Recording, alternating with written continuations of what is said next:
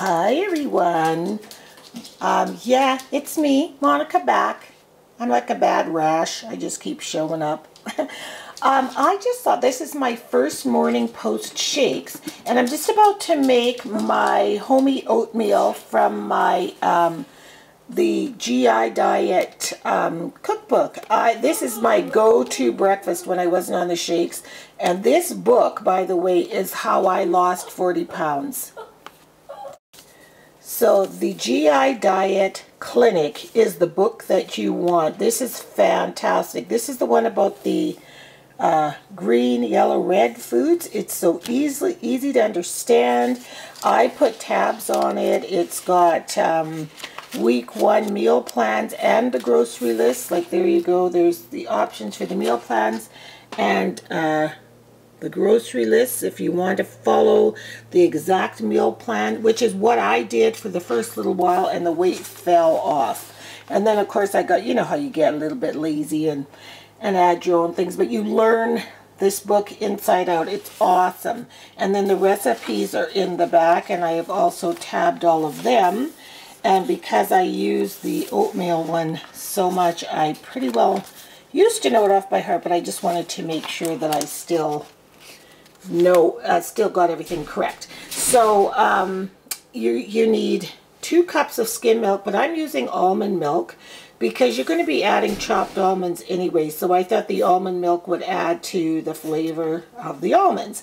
And this makes 4 servings, so it's 4 days. So you can either leave it in a big container and portion it out, or put it in small portions, and that way you can take it with you. If you're at work, you just want to grab your breakfast and go, and you're in a rush, you can zap it in the microwave at work. So first you start out with 2 cups of skim milk, or in my case, I've got almond milk in here.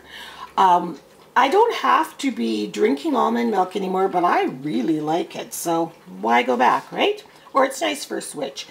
So 2 cups of milk of your choice, skim or almond or any very low fat, low calorie milk, 1.5 cups of water, and to that I am going to add 1 cup of large flaked oatmeal. Now you don't want to use the quick oats, you know, the ground up one. You want it to look like this, okay? So we need to add 1 cup. So there's 1 cup. It says to add 1 1/3 cups, but I use 1 cup of large oatmeal and 1/3 cup of steel cut oats, because steel cut oats are very high in fiber. So that's my combination. So we've got in here, to recap, 2 cups of milk, low fat or almond, 1.5 cups of water, 1 cup of large flaked oats, and 1/3 cup of steel cut oats. And then I'll add 1/4 cup of flaxseed, ground flaxseed. And it's very high in omega-3s and really high in fiber as well. And then you're going to heat this up, or stir it all together first. And once it's blended, you're going to add about 1/2 teaspoon of cinnamon and 1/2 teaspoon of salt. And some people may question why you would be adding salt to this. Believe me, it doesn't taste as good without the salt. And remember, this isn't just one recipe. This is for a whole week. So 1/2 teaspoon of salt over a week's supply of breakfast is really, really low. So we're gonna stir this up and bring it to a boil over medium heat, and then let it cook on low heat until it's thickened. So my oatmeal is just starting to thicken, and to this they say to add 1/4 cup of chopped almonds, which I have right here. I think I have a little bit more than 1/4 cup, but that's all. That was the end of the batch.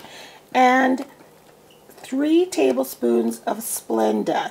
Now I just want to add my own footnote about the Splenda. The low GI is promoting a no sugar diet at all. So if you want to lose weight, it's best to add Splenda or nothing. But if you want to add honey and agave syrup and those kinds of things, those are going to be under red foods in here because they contain sugar or they contain a sweetener factor.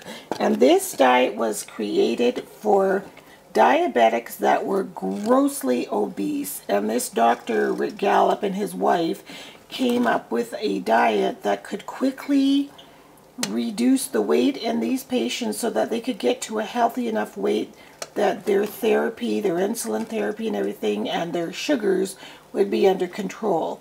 And when they realized by creating these foods, I don't think they realized that it was a diet at first, but they just sort of did the research and found all the foods that are low in sugar, and people were dropping weight, which was wonderful. Not only were their sugar numbers dropping, their weight was dropping too.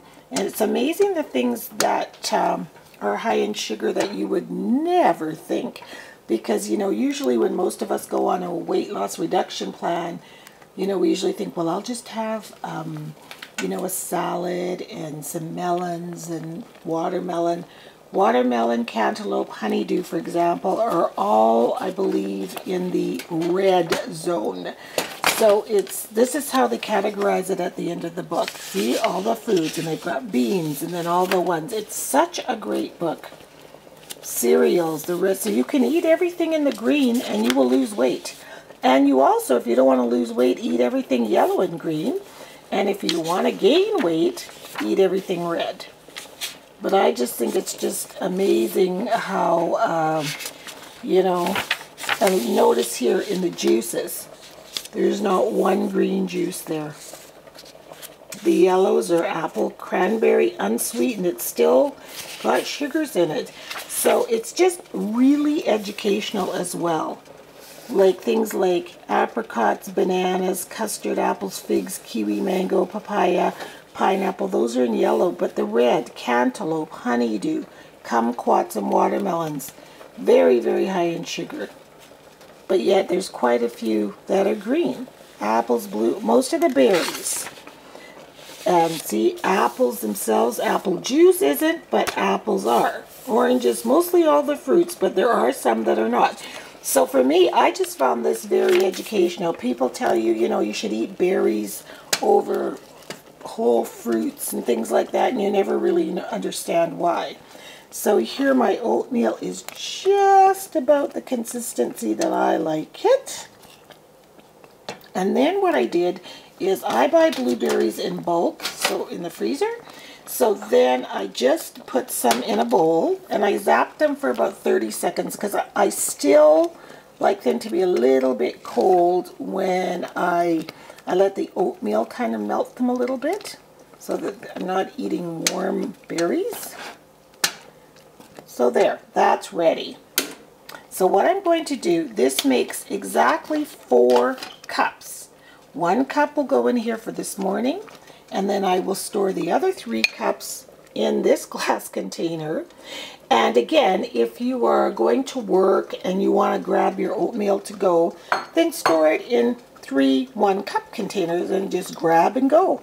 You don't need anything added to this other than fruit. There's milk in here, your sweetener if you desire, nothing else. You just eat it as is with your fruit. So I'm just going to sit down and enjoy my first breakfast post-shakes. So here it is, my lovely homey oatmeal on top of blueberries, a cup of steaming hot coffee, and this yummy biscotti that I'm going to dip. I'm going to be a little decadent this morning. My Stampin' Up! Lady dropped this off with my order. Is that not the cutest? Just a scallop circle wrapped around 1 piece of biscotti. And she dropped it off yesterday. I'm going to indulge today. So, hope you guys have a wonderful day and you're having a nice, yummy, nutritious breakfast. I know I posted this recipe on my other channel, but this is kind of my health channel now. So any kind of those kind of recipes I'll be putting up here. So you didn't expect to see me today, but here I am. So have a great day, everyone.